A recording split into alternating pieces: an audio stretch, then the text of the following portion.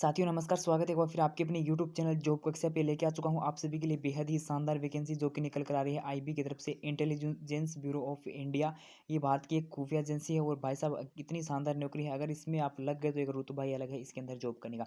तो इसकी पूरी की पूरी जानकारी अपन देखने वाले हैं इस वीडियो में, ए टू जेड जानकारी इस वीडियो भर्ती से संबंधित मिलेगी। कैसे कि आपकी सिलेक्शन प्रोसेस रहने वाली, फॉर्म कब से लेकर कब तक अप्लाई करोगे, इसकी क्वालिफिकेशन क्या है, इसका जो पेपर होगा वो किस प्रकार से होगा, उसका सिलेबस वगैरह क्या, सारी जानकारी वीडियो में मिलेगी।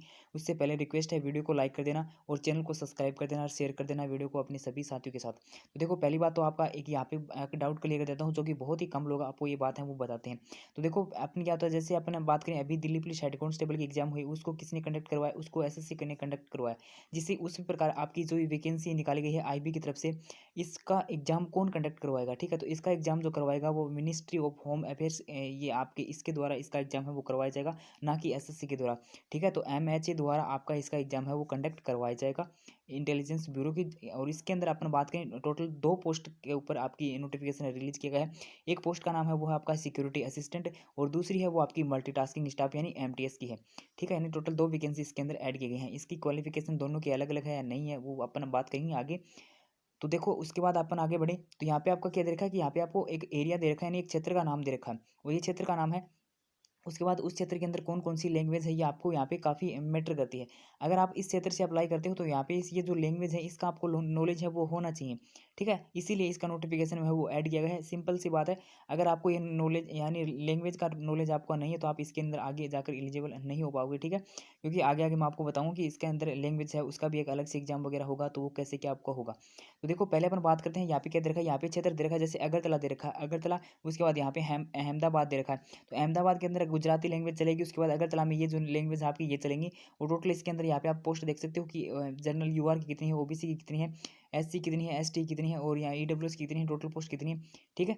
तो इस प्रकार से मैं धीरे धीरे स्क्रॉल कर रहा हूँ, आपका जो भी क्षेत्र है इसे आप आराम से देख लीजिए, ठीक है।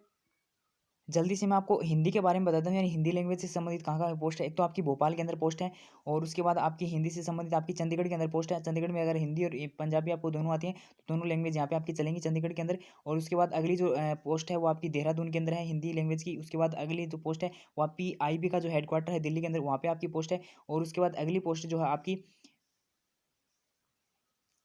वो आपकी जयपुर के अंदर है। टोटल जयपुर के अंदर कितनी पोस्ट हैं तो यहाँ पे देख लीजिए 34 पोस्ट आपकी हैं। और उसके बाद अगर अपन बात करें आगे हिंदी लैंग्वेज की कहाँ पे आपकी पोस्ट दे रखी है, तो लखनऊ के अंदर आपकी पोस्ट है वो दे रखी है। अगर उसके बाद आपकी मेरठ के अंदर दे रखी है और उसके बाद दे रखी है आपकी पटना के अंदर दे रखी है और उसके बाद शिमला के अंदर दे रखी है और उसके बाद दे रखी है बनारस के अंदर, ठीक है। यानी इतनी ये जो मैंने नाम बताए हैं, जिन-जिन शहरों के नाम बताए हैं, यहाँ पे आपकी जो लैंग्वेज है वो हिंदी लैंग्वेज अगर आपकी है, तो यहाँ से आप अपना फॉर्म है वो अप्लाई कर सकते हो, ठीक है। उसके बाद अपन बात करते हैं टोटल पोस्ट की, कितनी पोस्ट आपकी टोटल इसके अंदर रखी गई। तो देखो मैंने बताया ना शुरुआत में इसकी 2 पोस्ट हैं, एक तो ऐसे यानी सिक्योरिटी असिस्टेंट की है और एक आपकी एमटीएस की 2 पोस्ट हैं। सिक्योरिटी असिस्टेंट की अगर अपन बात करें तो इसके जो आपके पद हैं वो आपके 1521 पद हैं और एमटीएस की अगर अपन बात करें तो ये आपकी 100 150 पद रखे गए हैं, 150 पद। उसके बाद नीचे लिखा हुआ कि आपकी पोस्ट है वो इसमें आपको परिवर्तन देखने को मिल सकता है। तो आपकी पोस्ट है अगर बढ़ेंगी, चांस ज़्यादा ये है कि आपकी पोस्ट है वो लगभग बढ़ेंगी, इसमें कम होने की कभी भी आपकी संभावना नहीं है, ठीक है। उसके बाद इससे संबंधित कोई भी आपको डिटेल चाहिए तो ऑफिशियल साइट यहाँ पे आप देख सकते हो WWMHA, जो जैसा कि मैंने बताया इसकी एग्जाम कौन करवाएगा, एमएचए करवाएगा, ना कि एसएससी जैसे। तो उसी प्रकार ये आपकी ऑफिशियल साइट है या फिर यहाँ पे इस साइट को आप विजिट कर सकते हो। उसके बाद अपन थोड़ा-सा सैलरी के बारे में डिस्कस कर लेते हैं, क्योंकि भाई साहब इसी के लिए तो सब भागते फिर रहे हैं। तो देखो इसमें जो सैलरी है अपन बात करें तो इसमें आप दे तो सिक्योरिटी असिस्टेंट है, इसकी आपकी सैलरी है वो 21,700 लेकर 29,100 तक आपकी सैलरी है वो रखी जा सकती है।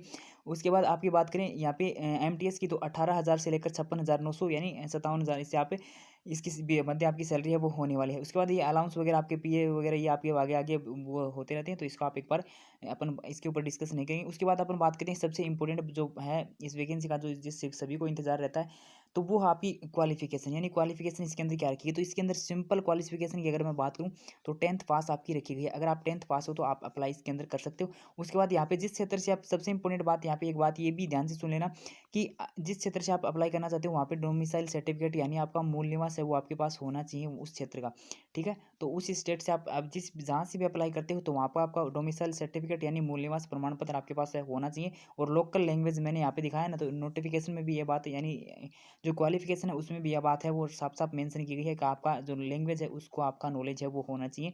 तो अगर आप मान लो आप मैं दिल्ली से के क्षेत्र के हो तो दिल्ली से आप जैसे अप्लाई करते हो तो वहाँ पे आपका जो डोमिसाइल और आपका जो लैंग्वेज है उसका आपको नॉलेज है वो होना चाहिए।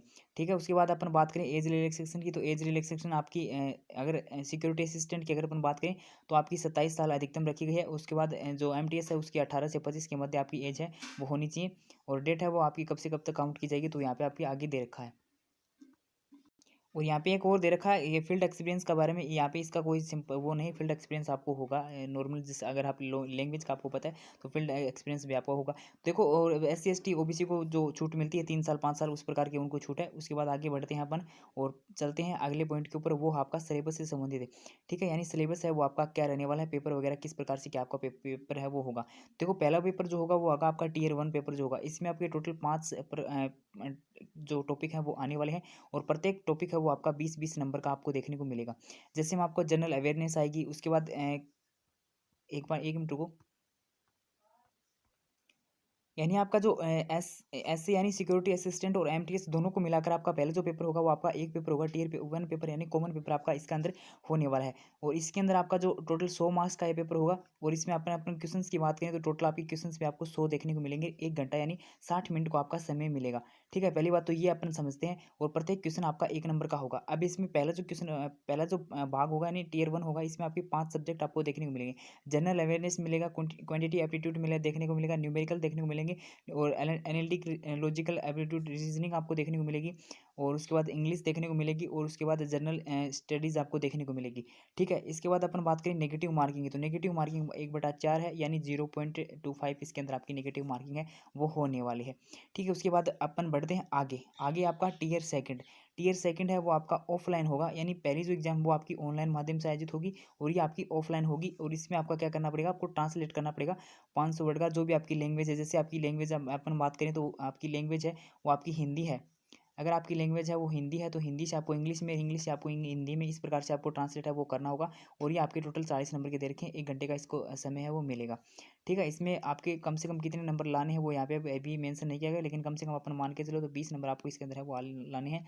लेकिन आपकी ये जो होगा वो आपका 40 नंबर का आपको होने वाला है, 1 घंटे का इसका समय दिया जाएगा। उसके बाद अगला जो टेस्ट होगा Tier 3 जो होगा वो आपका होगा केवल और केवल यानी सिक्योरिटी असिस्टेंट का होगा। ठीक है, ये आपका होगा यहाँ पे देखा स्पोकन से संबंधित ये आपका टेस्ट है वो होने वाला है Tier 3, और ये आपका टोटल है वो 10 मार्क्स का होगा। समय इसका भी नहीं दिया गया है। और Tier 3 जो होगा ये आपका इंटरव्यू होगा। उसके बाद इसमें क्या होने वाला है, इंटरव्यू होगा या पर्सनैलिटी टेस्ट आपका देखा जाएगा, इससे आपकी टोटल 50 नंबर का होने वाला है, और यहाँ पे इसका भी समय नहीं दिया गया है। तो इतनी स्टेज के अंदर आपकी वैकेंसी है वो आपकी कंप्लीट होगी। लेकिन वैकेंसी इतनी स्टेज के अंदर कंप्लीट होगी, लेकिन फिर भी आपको मैं बताता हूँ वैकेंसी शानदार है, इसलिए इतनी स्टेज में आपकी कंप्लीट होने वाली है। तो आपकी इतनी स्टेज तो फिर बनती हैं। और बात करिए अपन फॉर्मों की, कब से लेकर कब तक आप फॉर्म है वो अप्लाई कर सकते हो, तो फॉर्म आपके 5 नवंबर से शुरू होने जा रहे हैं। लास्ट डेट है वो 25 नवंबर रखी गई है। इससे डेट आगे नहीं बढ़ेगी, लास्ट डेट आपकी 25 नवंबर मानकर ही आपको अप्लाई कर देना है। ठीक है, 25 नवंबर से पहले ही अप्लाई कर देना है, इससे इसका वेट मत करना। उसके बाद मैं आपको थोड़ा सा बताता हूँ फीस वगैरह आपकी कितनी क्या लगने वाली है। तो बाकी जो भी कैटेगरी है जैसे SC ST को छोड़कर, और जो भी कैटेगरी है जैसे जनरल हो गई, और उसके बाद OBC हो गई, EWS हो गई, ये जो कैटेगरी है इसके आपके 450 रुपये लगने वाले हैं। और फीमेल और SC ST को छोड़कर इनके आपके लगभग आपके 50 रुपये हैं वो आपके लगने वाले हैं। ठीक है, इस भर्ती से संबंधित जो भी जानकारी थी मैंने सारी की सारी इस वीडियो में कंप्लीट करने की कोशिश करी है। अगर फिर भी आपका कोई भी डाउट हो तो आप कमेंट कर देना। रिक्वेस्ट आपसे ये है कि आपको चैनल को अभी तक आपने सब्सक्राइब नहीं कर रखा तो सब्सक्राइब जरूर कर लेना। जो भी जानकारी मिलेगी ऑथेंटिक जानकारी मिलेगी, वीडियो भलाई कम मिलो, जो भी मिलेंगे बिल्कुल सही न्यूज़ के साथ मिलेंगे।